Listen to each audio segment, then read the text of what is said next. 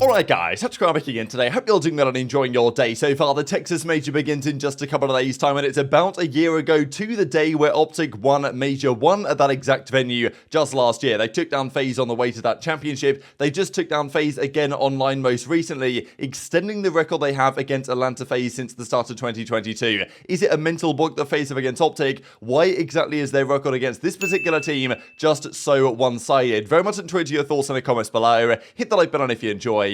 Subscribe if you're new as always, I'd greatly appreciate it. A couple of roster things first of all. Standy says, comeback kid. Not sure what this is based on. Might be based on some challenger stuff that Standy's got going on as well. But obviously, after this major, some teams are going to be considering some changes, right? And actually, Standy seems to have changed his profile picture because he's on the Toronto Ultra, right? But he's got this picture where he used to be on the Rokkr last season. They made, obviously, a bit of a swap around there. So, yeah, what do you guys think about that? Because, obviously, Rokkr not doing so well, and because they were 0-5 and placed top 12 in the online qualifiers, they, well, might well place top 12 at the major, right? Because they play the loser of Thieves and FaZe, a matchup that they're, 20% likely to win based on their current performance levels, regardless of who they play. So there's a good chance the Rokkr go out top 12. And if they do, after not winning a single series in the qualifiers, yes, there's still a bit of a cushion, I think, between Rokkr and the chasing pack in terms of champs qualification, but that's not exactly where they need to be. And if Vegas, let's say, have a good tournament here, or if Florida have a good tournament, or whoever, then, there's questions will be raised about Rokkr, whether they'll actually still make it to the World Championship this year based on their current level. So after this event, I'm sure that some teams will make some changes. I believe there might also be a 2-week gap after this event before the start of Major 4, so it's more likely that if teams underperform, they'll have a little bit more time to consider potential changes, and Standy might well be an option there on the market. We might discuss iLLeY tomorrow as well. Speaking of Parasite, it's hilarious how often pro players retire and then make the return. Parasite must have retired at least 5 times in his career and then has come back again. And it's actually a really cool story here. So the Spanish guys, Vickle and also Super and Rencor, guys that have been popping off in European challenges for the Spanish scene for some time. And also I'm quite hopeful that next season, I don't know what's going to happen with London, right? Whether it's going to move to Madrid, Barcelona, or whatever they're going to do now, the new ownership, Koi Esports and all that, like whether they're going to move it over there or what's going to happen. But they might well field a Spanish roster next season. It's actually possible. Maybe the league won't allow it or they won't like it. But the Spanish scene has always been mega in Call of Duty, and I'm hoping that it can come back in full force. And Parasite is,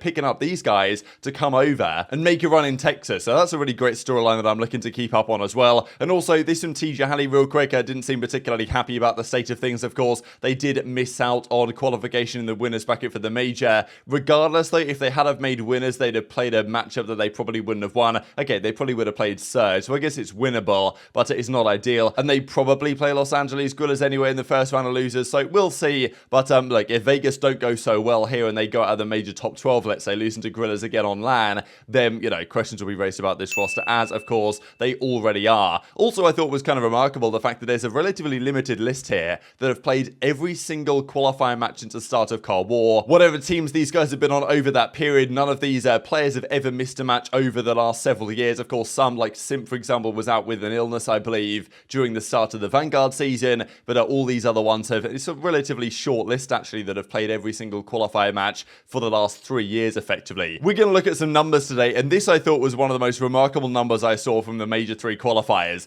Like, how outrageous is this? So, this is Seattle Surge in their Search and Destroy performances. Now, of course, they were terrible at Search for some time. They really turned it around here. I mean, Stage 2, Accuracy, Mack, and Sib all had, like, 0.5s, and Pred had a 1.0. This time, Pred has a 1.8. This has got to be one of the most unbelievable stages for an individual player to have in Search and Destroy, pretty much in COD history. Because, okay, their first blood rate as a team is 70%. That's very strong already. Their overall KD is a 1.43, and they all have good numbers. But look at these numbers, right? Accuracy has a 0% first blood rate. All the searches they played in Stage 3, he got no first bloods at all, and he had 1 first death. So, like, he was barely ever getting into any engagements, whereas Pred had 40% of the first bloods. That's not just for his team, that's 40% of the entire lobby. So he had, what is this, 45 out of 70. He had a good, like, 70% of his own team's first bloods, and, like, half the rounds, like, genuinely, about half the rounds,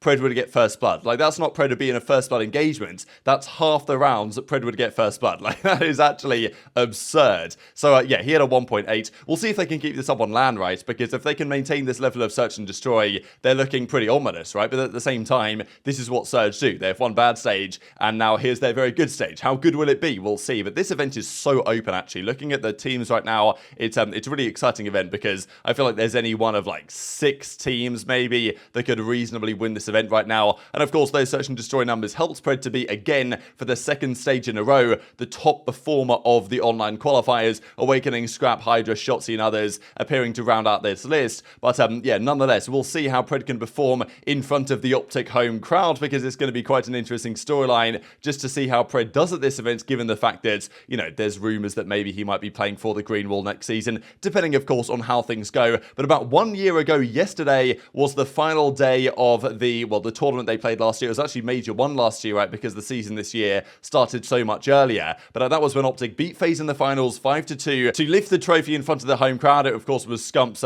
final victory in Call of Duty Esports, and yeah, obviously a pretty legendary one to look back on at the time. Now, about 1 year later, they're back at their home venue to try and do it again. They took down FaZe twice at this event, right? They reverse swept them in the winners bracket, and then they took them down to the grand finals as well. And this time, going into the major, they've taken them down online. And I can't really believe how often this happened with OpTic versus FaZe, because they looked, okay, they didn't look terrible against the subliners, but they made a lot of mistakes, and they did get 3-0'd. It was a close 3-0, and I thought the series against FaZe was going to be more competitive. But OpTic came out with the fire in this series. They all played at a high level. They played more, you know, there's more consistency in their gameplay when they play FaZe. I'm not exactly sure what it is with this matchup, whether it's an OpTic thing, whether it's a FaZe thing that they kind of don't play so well against FaZe, or they don't play so well against OpTic, or whether it's an OpTic thing that they play a bit more consistent, they turn up a bit more. It's tough to say, or it's just a matchup specific thing, right? And the players, for some reason, when they play each other, like Dashy, for example, as we'll see here in a second, against Cellium, has a particularly good record against Cellium, probably one of the better records against Cell in the entire league. Just seems like that matchup from the AR side works rather well for Dashy, and Cell had like a 0.9 in this series, which you don't usually see. So these are the numbers between OpTic and FaZe over the last couple of seasons. So when they were Chicago Huntsmen, it was I think 2-1 to FaZe. Now some would say that you should consider the Dallas Empire days because they merged, right? But it's a confusing one. Like, what do you say for OpTic Texas? Do you consider Dallas Empire? Do you consider Chicago Huntsmen? Do you consider OpTic Chicago? Like, tough to say. If we're just calling like what was the real OpTic during those years, Chicago Huntsmen were 1-2 against FaZe. OpTic Chicago were 1-3 against FaZe. But then OpTic Texas, since they've been around at the start of 2022, they first played, of course, at that major, that reverse sweep, beat them in the grand finals again, took them down twice more online and on LAN, then also in the Major 3 qualifiers last year before finally losing to them in Major 4, losers round 4. But, you know, still, OpTic have won 2 more times since then. Now we're into the new season. So it's kind of weird to say. Of course, that game 5 they won as well was remarkable in the Stage 2 qualifiers. And now here we are in the Major 3 qualifiers with a similar result transpiring again. So a 7-1 series total, 24-13 map count against the best team of the CDL era, and also the best team so far this season, right? FaZe, yes, okay, they've been a bit up and down, a bit inconsistent at times, certainly in their respawn lately, but their search has been impeccable. They won Major 2, like they're top of the CDL standings, as they always are, but yet OpTic just having such a good record against this particular team. So what do you guys think it is about OpTic when they play FaZe? Is it OpTic just turning up against FaZe? Is it FaZe for some reason not being able to match their level? It's a bit of a weird one, but I think it's got to be matchup dependent to a certain extent. Obviously, their team, OpTic, has been a little bit different, and so is FaZe's team compared to when they had Arcitys, now having Slasher, but the core of the teams are still relatively consistent, and the results are still relatively the same. I feel like when they play against FaZe, they have a high level of respect for them as competitors, that they're going to play a little bit like more safe. I noticed a lot on, especially on like the Mercado, which we'll talk about later, where they were just like literally just waiting for people instead of just flying out and just ego challenging everything. And I feel like that's the reason why they were able to beat FaZe. Like they respect these guys. They understand that they can't give them an inch or they'll take a mile. So I think FaZe actually have too much respect for OpTic. I think they play too slow. I think they have a mental block into OpTic now. And it's the one team that they struggle to beat. And I think they overthink things. We're talking about the hard point and just how slow and how not reactive that they play against a team where I think they need to keep playing their aggressive system. And so, this is a team that they've struggled on LAN, they struggled online against. And I agree with you, FaZe are kind of chilling.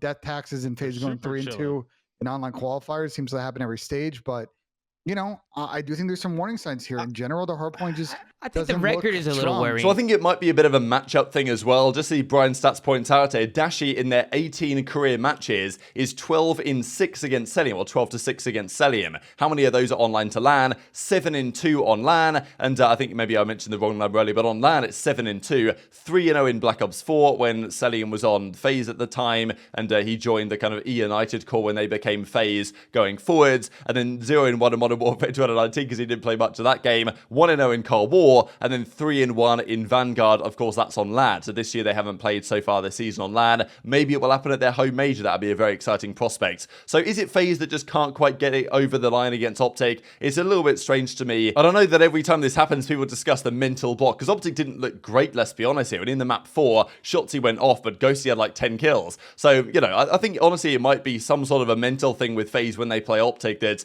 there's just something in that series where they just aren't quite playing maybe as they usually do. But at the same time, that FaZe performance of recent times has honestly, that's kind of what you expected them to do. If OpTic played well in the respawns, there was a world in which they won that series in just the way that they did. Because FaZe, their respawns have been sketchy. They lost all of them to Thieves online just the other day. So it's not maybe a massive surprise how that series turned out. Wanted to look as well then going into the major what the reverse sweep guys thought the tournament would, well, how they thought the tournament would go. Now they've predicted a relatively, you know, straightforward bracket. Of course, X is on the show, so he's going to have FaZe and Ultra making the finals here with FaZe winning it all. But I thought their bracket was quite interesting. A few specifics here worth mentioning. They had OpTic losing to Ultra in the second round. And I will say the bracket here for OpTic is quite challenging, right? Because they play Breach round 1, which is far from easy, but they should win. Then they play either at Toronto or the Subliners. Both of those matchups they're, you know, not exactly going to be favored in. If they win, they play FaZe or Surge, you would imagine, from the other side of the bracket, or potentially Thieves, depending on if Thieves beat FaZe round 1. So, you know, this bracket is stacked, right? And just looking at these teams, like, there's the top 6 teams they have in this tournament, right? So we're talking Surge, Subliners, OpTic, Ultra, FaZe, and Thieves. Like, all of those teams, I think, can win this tournament. It's actually, I think it's very open. Even Boston, if they catch fire, I think have a chance here. But if OpTic were to lose to Ultra, let's say, in winners round 2, they would then play probably Thieves or FaZe. That's the way the bracket works out here. So, you know, it's actually kind of incredible that one of OpTic, Ultra, Thieves and FaZe, I'm pretty sure will be going home in at least top 6. Like, or maybe it could be Subliners, but, you know, one of those big name teams is going to be at least top 6 here is what I'm trying to get across. And obviously they could be even worse than that if they lose double first rounded, for example. So it's interesting to see these predictions. It's not exactly unexpected. They've got Subliners making top 3. They've got OpTic making top 4 in the end. Ultra actually making a good run to the grand finals. We'll see if they can actually do it on LAN, because I know there's been a lot of discussion about Ultra being an online team. So we'll see if they can replicate that. I'm not exactly so sure that they can. But there is a world in which, a pretty likely possibility actually, that we might get OpTic versus FaZe in the winners final, which we'd actually see if it still works. This kind of curse that FaZe have against OpTic, or exactly whatever it is, whether that continues onto LAN. Because last year we saw mostly online it was going in OpTic's favor, but we did see at their home major last year, OpTic beat FaZe twice on LAN. And, you know, maybe the bracket will work out in that way. Again, it's certainly shaping up to at least be a possibility of doing so. And just to close out the video, I saw this discussion on Reddit here over the last couple of days, and obviously people were reacting heavily to the Subliners loss and thinking, okay, this OpTic team is chalked. I do wonder what you guys think about what OpTic need to achieve this tournament in order to maintain this roster for the rest of the year. I know that many are already looking at next year and what their roster could potentially be, or might not be, or might be, or whatever. But if OpTic were to place top 4 this tournament again, is that a success? In order to place top 4, they would have to make a pretty decent run. But they did place top 4 before with iLLeY, and they made a change and potentially placed the same. So we'll see how it goes, but very much intrigued to your thoughts on all this stuff in the comments below. Hit the like button if you enjoyed, subscribe if you're new, take care, and I'll see you next time. Oh my god.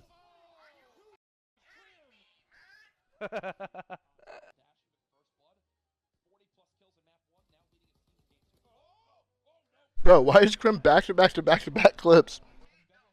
What the